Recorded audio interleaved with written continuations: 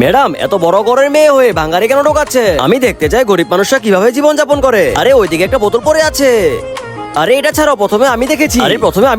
আরে ছাড়ো, প্রথমে আমি দেখেছি। আচ্ছা এক্ষুনি তোকে মজা দেখাচ্ছি। ওই মা আমাকে মেরে ফেলেছে, আমার সাথে পাঙ্গা নিতে আসবি? আরে কায়া, এটা তো ওই ডাবল ব্যাটা, এটা যাকে তুমি ছেড়ে দিয়েছিলে। তুমি কি আমার কাছে ক্ষমা চাইতেছো?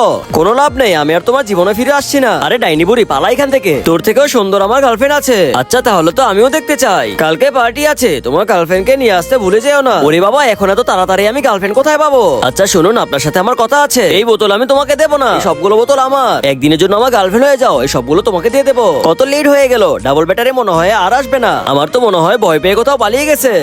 আরে আরে মাথা মোটারা, দেখো আমরা চলে এসেছি। আরে ওয়াও, ওদের দুজনকে কত সুন্দর মানিয়েছে। আপনারা দুজন আমাদের হোটেলে খাস মেহমান। তোমরা সবাই জানো এঞ্জেল গ্রুপের মালিক আমার কথায় উঠে আর বসে। এইসব মিথ্যা অন্য কাউকে শোনায়ও। মনে হয় তোমাকে আমার ক্ষমতা দেখাতেই হবে। কিরে মাথা মোটা, তুই কি আমাকেই কল করছিস? আর আজকে দেখবো তোমরা কাকে বেশি ভালোবাসো। মাকে ভালোবাসলে লাইক দিয়ে যাও, বাবাকে ভালোবাসলে সাবস্ক্রাইব, আর পার্ট 2 দেখতে হলে কমেন্টসে পার্ট 2 লিখো।